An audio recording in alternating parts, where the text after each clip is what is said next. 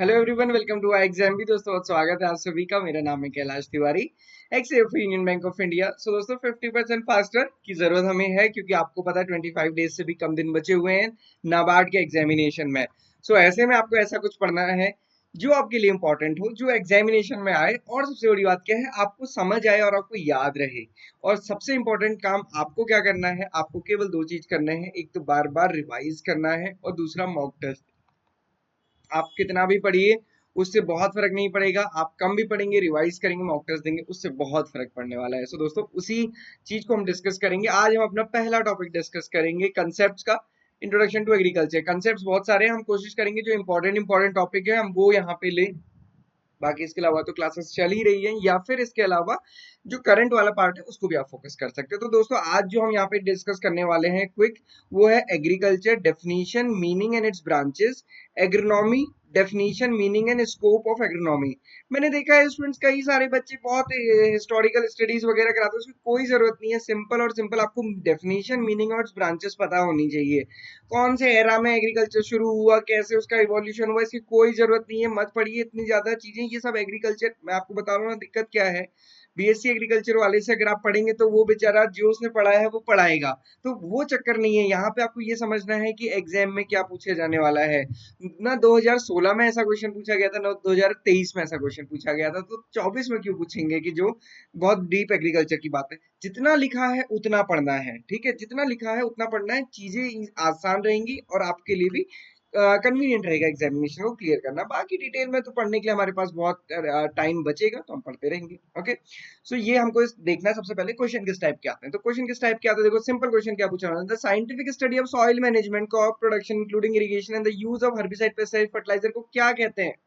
मतलब हम scientific study कर रहे हैं किसकी, सॉइल मैनेजमेंट की, एंड क्रॉप प्रोडक्शन की, जिसमें इरिगेशन भी देख रहे हैं, हर्बिसाइड पेस्टिसाइड। तो मतलब क्या कर रहे हैं, हम क्रॉप को उगा रहे हैं। तो ये किसकी इस बात हो जाती है, एग्रोनॉमी की। सॉइल साइंस क्या होती है, जब हम मिट्टी के बारे में, मृदा के बारे में, सॉइल के बारे में पढ़ते हैं, उसकी प्रॉपर्टीज को समझते हैं, कैरेक्टरिस्टिक्स को समझते हैं, उसको सॉइल साइंस कहते हैं। एंटोमोलॉजी होती है जब हम इंसेक्ट्स की स्टडी करते हैं, क्योंकि आप सभी को होता है, हम कहते हैं ना पेड़ में कीड़ा लग गया। मम्मी ने घर में टमाटर का पेड़ लगाया था, उसको नीचे से काट दिया कीड़े ने। तो वो एंटोमोलॉजी है। पैथोलॉजी क्या है, जैसे हमारी ह्यूमन पैथोलॉजी होती है, वैसे प्लांट पैथोलॉजी। ह्यूमन पैथोलॉजी क्या होती है, हम ये देखते हैं कि कौन से माइक्रो ऑर्गेनिज्म की वजह से मुझे बुखार आया। ये चेक करते हैं, डॉक्टर कहता है जाओ बुखार है, विडाल टेस्ट करा के लाओ, टाइफाइड करा के लाओ। तो क्या है, वो देखना चाह रहे हैं कि आप में कौन सा माइक्रो ऑर्गेनिज्म प्रेजेंट है। तो सिमिलरली प्लांट्स को भी बीमारियां हो जाती हैं। कुछ ऐसे हैं माइक्रो ऑर्गेनिज्म जो प्लांट्स को भी बीमार करते हैं, उनमें सबसे ज्यादा फंगस है, वायरसेस हैं, तो वो पैथोलॉजी के अंदर आता है। ये सारी चीजें आपको नहीं पढ़नी है, आपको मेजरली इकोनॉमी और सोशल साइंस में ही फोकस करना है।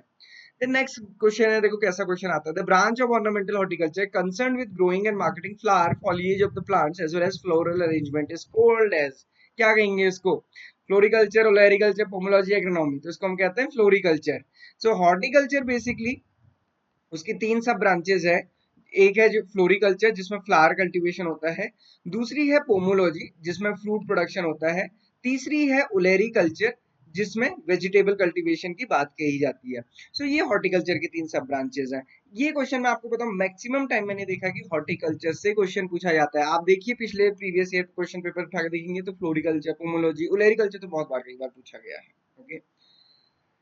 फिर ये टर्मिनोलॉजी से रिलेटेड क्वेश्चन होते हैं। अब देखो सिंपल क्वेश्चन आते हैं ना पार्ट में, कभी भी बहुत इन डेप्थ नहीं आते। सिंपल टर्मिनोलॉजी बेस्ड या फिर डायरेक्ट कंसेप्ट बेस्ड। यहाँ पे पूछा कि भैया जो मुर्गियों को हम पालते हैं एग लेइंग के लिए, उसको हम क्या कहते हैं। तो हम मुर्गियों को दो ही तरीके के लिए पालते हैं, या तो उनका चिकन खाने के लिए या फिर अंडे खाने के लिए। वो दोनों ही चीज नहीं खानी चाहिए मेरे अकॉर्डिंग तो, बट बाकी ये सबकी अपनी अपनी श्रद्धा है। क्योंकि इसका बहुत बड़ा इम्पैक्ट क्लाइमेट चेंज में होता है। सोचिए, चिकन खाने का सबसे बड़ा, या फिर हम कह सकते हैं क्लाइमेट चेंज का जो एक मेजर फैक्टर है वो क्या है, नॉनवेज डाइट। तो अगर आप नॉन वेजिटेरियन है तो आप समझिए आपकी वजह से क्लाइमेट चेंज हो रहा है, ये बात ध्यान रखिएगा। आप जानना चाहते हैं क्यों, तो फिर कभी और डिस्कस करेंगे या क्लास में डिस्कस करेंगे। लेइंग एग के लिए उसको हम क्या कहते हैं, ब्रॉयलर, लेयर, ग्रोवर, पलेट या फिर कॉकरल। तो उसको हम लेयर बोलते हैं। जिस जो अंडे देने के लिए मुर्गी होती है उसको जो पालते हैं उसको हम लेयर बोलते हैं। और जो चिकन के लिए होती है उसको हम ब्रॉयलर कहते हैं, ब्रॉयलर। तो चिकन के लिए क्या होता है, 6 to 8 वीक्स, मतलब 1.5 से 2 महीने के बीच में वो पूरी तैयार हो जाती है। तो वो 6 to 8 वीक्स में तैयार हो जाती है, और उसका सॉफ्ट टेंडर मीट होता है। ये दोनों ही क्वेश्चन पिछले पूछे गए, दोनों क्वेश्चन, ब्रॉयलर भी लेयर भी, दोनों की डेफिनेशन पूछी गई। Study of fruits is called, क्या कहेंगे अब आप बता सकते हैं। आप मेरे को कमेंट बॉक्स में बता दीजिएगा, ठीक है दोस्तों। तो चलो, ये हमने देख लिया। अब हम समझते हैं एग्रीकल्चर है क्या। देखो कितना सुंदर है एग्रीकल्चर। मुझे लगता है कि एग्रीकल्चर से ब्यूटीफुल कुछ नहीं होता। आप खुद सोचो ना, मैं तो उत्तराखंड में हूँ, तो मैं यहाँ पे देखता हूँ जितने भी एनसीआर स्टेट है या फिर एडजॉइनिंग स्टेट से सारे उत्तराखंड आते हैं घूमने। क्या देखने के लिए? पहाड़ देखने के लिए, ग्रीनरी देखने के लिए। तो ग्रीनरी सबको अट्रैक्ट करती है ना, हरियाली सबको अट्रैक्ट करती है। तो एग्रीकल्चर में डेफिनेटली हम एग्रीकल्चर पढ़ते हैं। एग्रीकल्चर में हम वो भी देखते हैं जो एग्रीकल्चर से आधारित चीजें होती हैं। चीजें का मतलब एंटरप्राइजेस होते हैं। जो ऐसे बिजनेस हैं जो एग्रीकल्चर से रिलेटेड है, हम उनको भी देखेंगे। देन आप यहाँ पे देखिए कितना अच्छा लैंडस्केप है ना, कैसे भी लैंडस्केप में हो सकता है। और हमारी कंडीशन क्या हो सकती है, ये भी हो सकती है क्लाइमेट चेंज की वजह से। तो ये सारी चीजें हैं। और नाबार्ड को इन सारी चीजों से मतलब है। नाबार्ड को इससे भी मतलब है, नाबार्ड को हिल एग्रीकल्चर से भी मतलब है, नाबार्ड को एनिमल हस्बेंड्री से भी मतलब है, नाबार्ड को इकोलॉजी से भी मतलब है। पूरे सिलेबस देखिए, ये चारों चीजें मेंशन्ड है। ये चारों चीजें मेंशन है। ड्राईलैंड एग्रीकल्चर हम जिसको कहते हैं, वर्षा आधारित खेती, कंटूर फार्मिंग या टेरेस फार्मिंग, ये सारी चीजें, एनिमल हस्बेंड्री, और साथ साथ क्लाइमेट चेंज। भैया ये सारी चीजें नाबार्ड के लिए इंपॉर्टेंट है। तो अगर समझ के पढ़ेंगे तो पढ़ना आसान होगा। रटने की तो कोई लिमिट ही नहीं है। और रटाने वाले टीचरों से फिर क्या करना, है ना। तो चलो स्टार्ट करेंगे। एग्रीकल्चर क्या है, सबसे पहले समझिए एग्रीकल्चर है क्या। कुछ नहीं है एग्रीकल्चर। एग्रीकल्चर इज सॉइल को कल्टीवेट करना है। तो सॉइल के कल्टीवेशन को हम एग्रीकल्चर बोलते हैं। एक जनरली ना ट्रिक होती है याद करने की, बट वैसे कोई जरूरत नहीं क्योंकि पूछा नहीं जाता। ये एग्रीकल्चर स्टूडेंट से में भी पूछा जाए, बट मैंने वहां भी कोई क्वेश्चन नहीं देखा कि अगर कोई साइंटिफिक टर्म है या फिर कोई ऐसा टर्मिनोलॉजी है जो फॉरेन ओरिजिन की है, वो अगर वाई से एंड हो रही है तो वो ग्रीक ओरिजिन की होगी। और अगर वो वाई से एंड नहीं हो रही तो लैटिन ओरिजिन की होगी। जरूरी नहीं है कि ये हर जगह लागू हो। एग्रीकल्चर में जनरली ये लागू होता है। ओके। सो एग्रीकल्चर क्या है बेसिकली? मिट्टी है, मिट्टी के ऊपर आप जो भी काम कर रहे हैं वो क्या है, एग्रीकल्चर है। आप खेती भी कर सकते हैं, जानवर कुछ भी कर सकते हैं, तो वो सारी चीजें किसमें आती है, एग्रीकल्चर में आती हैं। अब देखो क्या होता है, एग्रीकल्चर है क्या। एग्रीकल्चर ना मेजरली आर्ट है। अगर मेरे से आप पूछोगे तो it is 90% art, 10% science of cultivating the soil, growing crop and raising live stock. ये सारा कुछ आता है। देखो cultivating the soil, growing crops and the raising live stock भी इसमें आता है। जानवर पालना भी इसी में आता है। सो दोस्तों जब हम कहते हैं ना आर्ट एंड साइंस, तो क्या मतलब है इसका। आर्ट मतलब ये मेजरली तो आर्ट ही है। देखो सिंपल सी बात समझो, जो बीएससी एग्रीकल्चर पढ़ लिया, जिसने एमएससी एग्रीकल्चर कर लिया मेरे जैसा, वो खेती नहीं करेगा। जो पढ़ा लिखा नहीं है वो खेती कर रहा है, किसान, है ना। किसान अपने बच्चों को पढ़ा रहा है ताकि वो बाहर चले जाएं, खेती ना करें। अब आप समझिए, तो वहां पे तो फिर आप क्या कहेंगे, किसान को तो साइंस का पता ही नहीं है, तो वो जो भी चीजें कर रहा है वो क्या है, मेजरली आर्ट है। कहाँ से आई, उसके एक्सपीरियंस से आई। कैसे आई, उसने हर साल जो प्रैक्टिस कर करके देखा है। अब आप कहोगे फिर साइंस कहाँ पे, साइंस केवल इतनी है जो रिसर्चर रिसर्च कर रहे हैं। बट अगर आप एग्रीकल्चर पार्ट में देखोगे ना उसका, तो वो बहुत कम परसेंट है। एक ब्रीडर ने जेनेटिक्स प्लांट ब्रीडिंग करके, पीएचडी करके कोई ब्रीडर बना, उसने वैरायटी बनाई अच्छी, और उसने वैरायटी किसानों को दी। अब उगा कौन रहा है, किसान उगा रहा है। कैसे उगा रहा है वो किसान का मतलब है, आप कुछ भी बताते रहो, किसान को जो करना है वो वही करेगा, और वो अच्छा भी कर रहा है। जो साइंटिस्ट बताते हैं कि इतनी हील्ड होगी, किसान की उससे ज्यादा भी आ जाती है। तो वो क्या है, बेसिकली आर्ट, अरेंजमेंट। होता है ना कि आपने देखा होगा फूड ब्लॉग्स होते हैं, सिंपल सी पनीर की सब्जी कितने कितने डिफरेंट टाइप से बनाई जाती है। तो वो क्या है, वो आर्ट है। उसमें साइंस थोड़ी लग रही है कोई, उसमें कोई हम पीरियोडिक टेबल के फॉर्मूले थोड़ी लगा रहे हैं, बट आर्ट है वो। तो सिमिलरली एग्रीकल्चर भी क्या है, मेजरली एन आर्ट है, then it is a science. Okay. तो किसान कर रहा है, उसने विज्ञान तो पढ़ा ही नहीं, कुछ भी नहीं पढ़ा, बड़ी बात, बट फिर भी बहुत अच्छे से कर रहा है।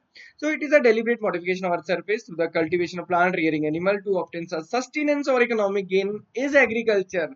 दोनों चीज है। देखो टेक्नोलॉजी टेक्निकल वर्ड समझो, sustenance and economical gain. Sustenance क्या होता है, सस्टेनेंस होता है कि मेरा जीवन कट जाए, जीवन चल जाए, मुझे खाने के लिए मिल जाए, मेरा परिवार पल जाए। दूसरा होता है इकोनॉमिक गेन, कि मैं उसको बेच के कुछ पैसा भी कमा लूं। तो ये इस चीज के लिए हम जो भी करते हैं वो एग्रीकल्चर के अंदर आता है। आई होप कि ये क्लियर हो गया होगा सबको। मैंने बहुत टाइम ले लिया, आगे बढ़ेंगे स्पीड से। ब्रांचेस हैं एग्रीकल्चर की, तो अब ऐसे समझिए कि ये एग्रीकल्चर है, इसके अंदर बहुत सारी ब्रांचेस हैं या इसके सबसेट्स हैं। इस टाइप से देखो, ये हमारा एग्रीकल्चर हो गया। इसके अंदर हॉर्टिकल्चर भी आ जाता है, इसके अंदर एग्रोनॉमी आ जाती है, इसके अंदर सॉइल साइंस आ जाता है, इसके अंदर एंटोमोलॉजी आ जाती है, इसके अंदर पैथोलॉजी आ जाती है। तो आप देखो एग्रीकल्चर एक बहुत बड़ी चीज है, सब कुछ तो हम एग्रीकल्चर ही बोलते हैं। उसके अंदर सारी चीजें जितनी भी आती हैं रिलेटेड चीजें, वो एग्रीकल्चर की ब्रांचेस है। तो सबसे पहले एग्रोनॉमी। एग्रोनॉमी क्या है, जैसे एग्रीकल्चर को हमने बोला कि कुछ भी जमीन के ऊपर, तो एग्रोनॉमी हम कर बोलते हैं जब हम केवल क्रॉप प्रोडक्शन कर रहे हैं। अगर हम सिर्फ और सिर्फ जमीन के ऊपर क्रॉप प्रोडक्शन कर रहे हैं तो इट मींस एग्रोनॉमी, मतलब फील्ड को हम मैनेज कर रहे हैं for the production of crop, is known as agronomy. Horticulture है, अगर हम गार्डन कल्टीवेशन कर रहे हैं तो it means it is a horticulture. Animal husbandry अगर हम कर रहे हैं मतलब हम ब्रीडिंग कर रहे हैं, फार्मिंग कर रहे हैं और केयर कर रहे हैं फार्म एनिमल्स की, तो एनिमल हस्बेंड्री। मैं अपनी हर क्लास में पूछता हूँ दोस्तों, हस्बेंड्री का क्या मतलब है? यहाँ पे एनिमल मैनेजमेंट क्यों नहीं लिखा, एनिमल केयर एंड मैनेजमेंट क्यों नहीं लिखा, एनिमल फार्मिंग क्यों नहीं लिखा, हस्बेंड्री ही क्यों लिखा? मुझे कमेंट बॉक्स में बताइएगा आपको क्या समझ आता है, हस्बेंड्री वर्ड से क्या समझ आता है, ये पूछेगा, बताइएगा। ये क्वेश्चन नाबार्ड में कई बार इंटरव्यू में पूछा गया है, पूछते हैं, मुझसे भी पूछा गया था, हस्बेंड्री का क्या मतलब है? हम स्वाइन हस्बेंड्री बोलते हैं, स्वाइन मतलब सुकर, मतलब पिग, पिग की हस्बेंड्री, तो हस्बेंड्री क्यों बोल रहे हैं हम, ये बताइएगा। देन एंटोमोलॉजी जो मैंने आपको बताया, प्लांट पैथोलॉजी, न्यूमेटोलॉजी, फिजियोलॉजी, आइए एक एक करके देखते हैं। तो एग्रोनॉमी की बात करी हमने सबसे पहले ब्रांच, ये क्योंकि सेकंड टॉपिक भी यही है, इकोनॉमी, डेफिनेशन, डेफिनेशन यहीं पे समझ जाइए, स्कोप में आगे बता दूंगा। फील्ड को मैनेज करना है किसके लिए? क्रॉप उगाने के लिए। ये व्यक्ति क्या कर रहा है? ये फील्ड प्रिपरेशन कर रहा है, ये टिलेज ऑपरेशंस कर रहा है, टिलेज भी हमारे लिए इंपॉर्टेंट टॉपिक है। ये क्या कर रहा है? ये बेसिकली सीड बेड तैयार कर रहा है, सीड बेड, सीड का बेड तैयार कर रहा है बीज बोने के लिए, क्योंकि यहाँ पे मिट्टी कठोर होगी, वहां कैसे होगा, तो ये सीड बेड तैयार कर रहा है। हालांकि ये तो पडलिंग कर रहा है यहाँ पे, इससे क्या होगा, यहाँ पे ट्रांसप्लांटिंग की जाएगी। So basically plant to plant vary करता है। धान की अगर हम बात करेंगे तो ये, बट यहाँ पे आप देखोगे ये सोइंग वीट की हो रही है, तो वीट के लिए तो खैर ऐसा कीचड़ बनाने की जरूरत नहीं है, ये पैडी के लिए किया जाता है। बट ये सीड बेड है, जैसे प्लांट को रिक्वायरमेंट होगी वैसे सीड बेड बनाएंगे। तो ये देखो आप, फिर उसके बाद क्या होगी, सोइंग होगी, उसके बाद हम उसमें इरिगेशन भी देंगे, पेस्टिसाइड, फर्टिलाइजर, सारी चीजें देंगे, और फाइनली उसको हार्वेस्ट करेंगे। तो ये प्रोसेस फील्ड प्रिपरेशन से लेके हार्वेस्टिंग की तक की क्या कहलाती है? एग्रोनॉमी कहलाती है। हॉर्टिकल्चर क्या कहलाती है? देखो, गार्डन कल्टीवेशन को हम बोलते हैं हॉर्टिकल्चर। अब उसके अंदर तीन ब्रांचेस आ जाती हैं। पहली आ जाती है पोमोलॉजी, प्यारे प्यारे टेस्टी टेस्टी फ्रूट्स को जब हम खाते हैं तो हम उसको पोमोलॉजी बोलते हैं। ओलेरिकल्चर जो हमारी सब्जियां हैं वो ओलेरिकल्चर। देखो, एक क्वेश्चन कई बार पूछा है, फ्रूट एंड वेजिटेबल में क्या डिफरेंस है, और आपसे कैसे पूछा जाएगा टोमेटो इज अ फ्रूट और वेजिटेबल, इज अ फ्रूट और वेजिटेबल। देखो, दो इसकी डेफिनेशन होती है। एक होती है सिंपल, जो मुझे समझ आती है, आपको समझ आती है, किसी को भी समझ आती है, चाहे एग्रीकल्चर पढ़ा नहीं पढ़ा। फल वो है जिसको आपने पेड़ से तोड़ा और खा सकते हैं, पकाने की जरूरत नहीं है। क्या कभी सेब पका के खाया? नहीं खाया, कोई किसी कंडीशन में खा लिया होगा, अलग बात है, बट कोई जरूरत नहीं है। आम को पका के खाने की जरूरत नहीं है, किसी भी फ्रूट को पका के खाने की जरूरत नहीं, मतलब directly you can consume it. Vegetable क्या है? जिसको आपको रॉ कंज्यूम आप नहीं कर सकते, you have to cook before consumption. तो ये बेसिक डिफरेंस है जो लेमन लैंग्वेज हर कोई समझता है, तो इतना भी समझ आना चाहिए। देन उसके अलावा अगर हम बोले तो fruit is the ripened ovary, but वो फ्रूट, हम बायोलॉजिकल वर्ड है फ्रूट। फ्रूट का मतलब सिर्फ ये नहीं कि जो फ्रूट है वही फ्रूट होगा, फ्रूट मतलब उसका फ्रूट है, वो वेजिटेबल भी हो सकता है, हम उसको एज अ वेजिटेबल भी कंज्यूम कर सकते हैं। अभी कद्दू देखो, कद्दू, कद्दू भी फ्रूट है बायोलॉजिकली, है ना, because it is a ripened ovary, matured ovary, but उसको तो हम ही नहीं, कच्चा तो नहीं खा रहे कद्दू को, तो ये चीज समझनी है।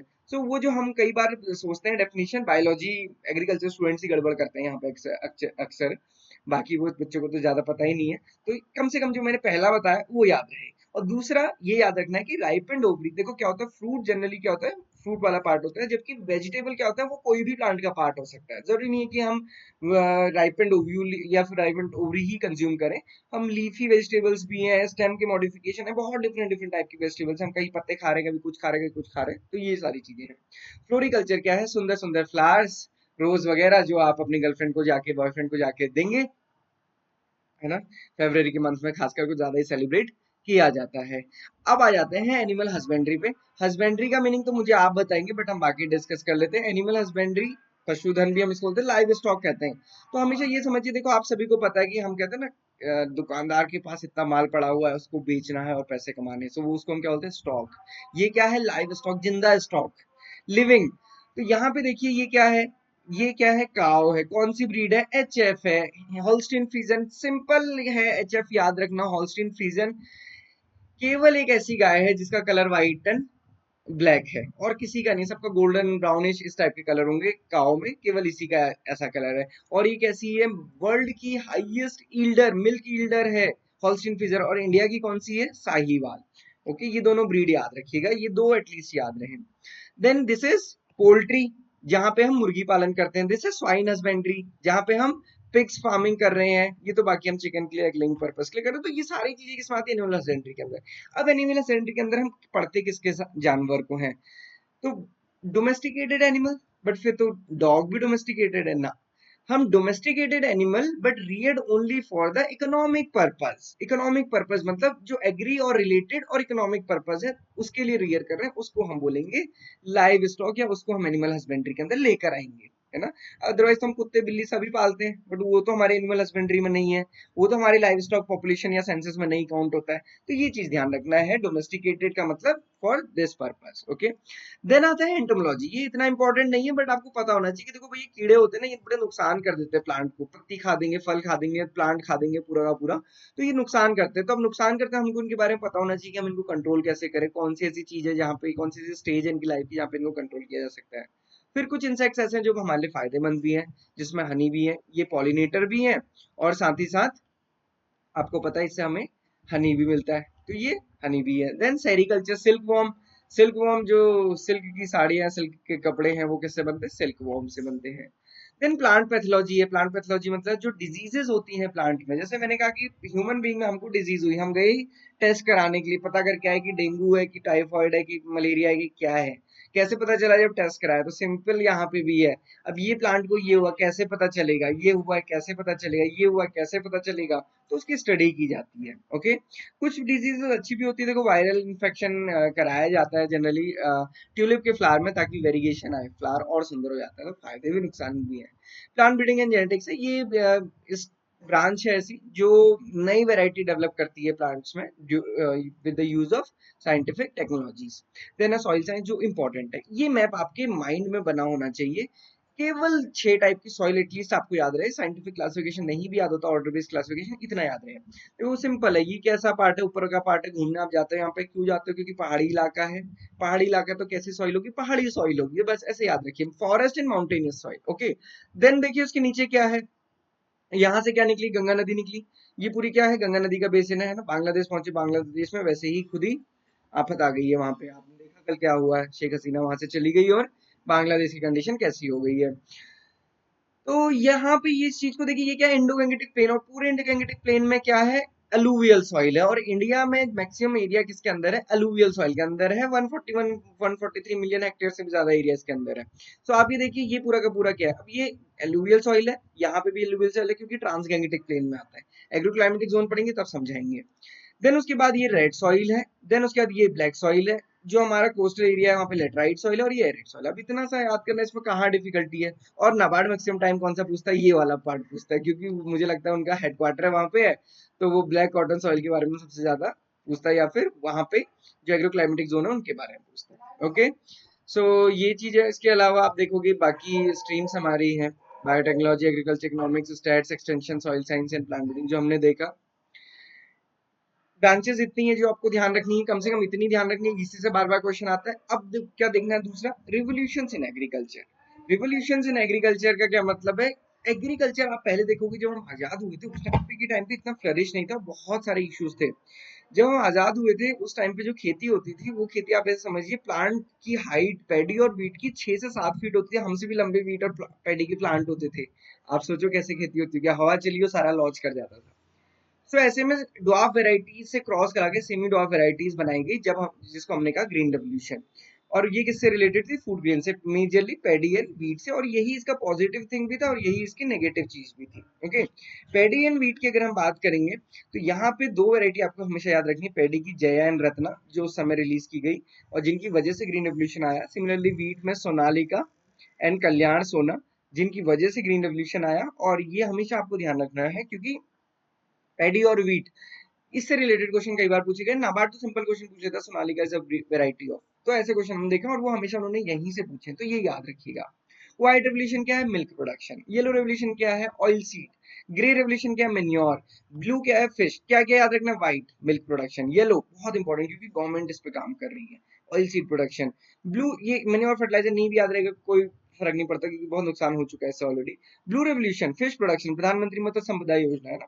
देन उसके बाद देखो गोल्डन रेवोल्यूशन फ्रूट प्रोडक्शन, और एवरग्रीन रेवोल्यूशन एक हम कहते हैं, जिसको हम सस्टेनेबल एग्रीकल्चर कहते हैं। ये टर्म दिया था MS स्वामीनाथन जी ने। Okay, then these are the international year of agriculture. 2023 यहाँ पे कट हो गया। 2023 was the international year of millets, और 2024 is international year of camelids, camel. Okay, camelids. तो ये याद रखिएगा ये दोनों चीज। सिमिलरली इंपॉर्टेंट डेज, तो इंपॉर्टेंट डेज ये जितने इंपॉर्टेंट डेज हैं इनको एक बार गो थ्रू कीजिए, ये इंपॉर्टेंट है। जनरली हमने नाबार्ड में देखा है, world environment day 5 June, world soil day 5 दिसंबर, नेशनल फार्मर्स डे 23 दिसंबर, और वर्ल्ड फूड डे 16 अक्टूबर। Similarly world national handlooms day, ये इस टाइप से चीजें वो पूछते हैं, तो ये याद रखिएगा, यहाँ पे मेंशन है। ओके, अब हम एक बार स्कोप एंड डेफिनेशन की बात कर लेते हैं। डेफिनेशन तो हमने एग्रोनॉमी की बात कर ही ली है, जो हमारा सेकंड टॉपिक था, तो आपको समझ आ गया।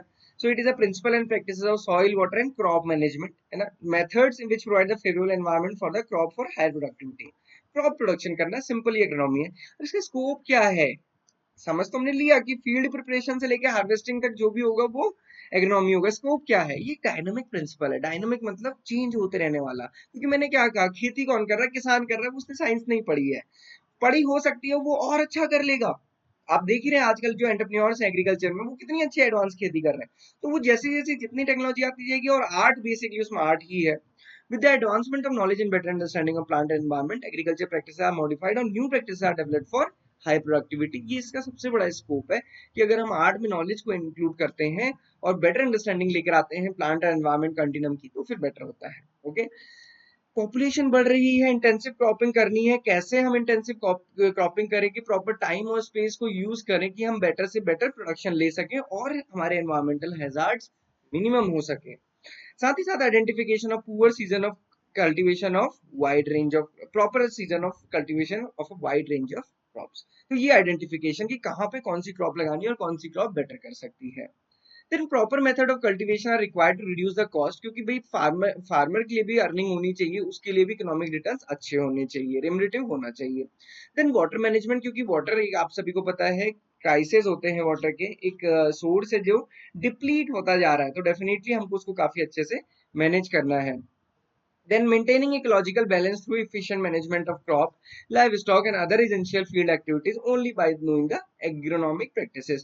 तो हम जब कहते हैं इकोनॉमिक बैलेंस भी, क्लाइमेट चेंज को आप कैसे रोकेंगे, जब आपको पता होगा कि कैसे इकोलॉजिकल बैलेंस होगा। जैसे हमको पता है पैडी में सबसे ज्यादा फर्टिलाइजर डालने से लॉसेस होते हैं, न्यूट्रिएंट लॉसेस होते हैं, और वो डिनाइट्रिफिकेशन लॉस होता है। लाइव स्टॉक प्रॉपर्ली मैनेज नहीं करोगे तो वहां से मीथेन गैस निकलती है ना, डिकम्पोजिशन हो रहा है, CO2, सारी चीजें निकलती हैं। तो हम उनको कैसे मेंटेन कर सकते हैं कि ये इकोलॉजिकल बैलेंस बना सकें, तो ये सारी चीजें हम कहाँ पढ़ते हैं, एग्रोनॉमी में। इसलिए ये सारे क्या है, स्कोप है किसका, एग्रोनॉमी का। तो दोस्तों याद रखिएगा, इतना ही पढ़ना है, ये दोनों टॉपिक से इतने से ही आएंगे। आई होप कि शायद मैंने ज्यादा टाइम आज ले लिया होगा, बट आप समझ गए होंगे कि ये कितना पार्ट है। ओके, सो सिमिलरली हमारी लाइव क्लासेस चली जहाँ पे हम ये सारी चीजें डिस्कस कर रहे हैं टॉपिक वाइज, आप देखेंगे। आज हमारी 6-7 है जिसमें हम स्कीम्स के बारे में डिस्कस करेंगे, आरडी स्कीम, और उसके बाद हमारा जीए की क्लास होगी। सो दोस्तों ये सारी चीजें हमारी चल रही हैं, आप डेफिनेटली ज्वाइन कर सकते हैं। Previous year paper mock test आपको हमारी वेबसाइट पे मिल जाएंगे, आप अटेम्प्ट कीजिए, अपना पढ़ाई करते रहिए, बहुत अच्छे से प्रिपेयर कीजिए। किसी भी डाउट क्वेरी क्वेश्चन के लिए हम आपके पास हैं, ना हम आपका टाइम बर्बाद करेंगे। बस जरूरत है किसकी, revision plus mock test, revision plus mock test. YouTube पे घंटों गवाने से अच्छा है कि आप रिवाइज कर लें जितना आपने पढ़ा, चाहे कहीं से भी पढ़ा हो, प्लस मॉक टेस्ट दे दीजिए, चाहे कोई से भी आपके पास हो ना। So this is all for today, thank you everyone for watching this video and have a great day ahead.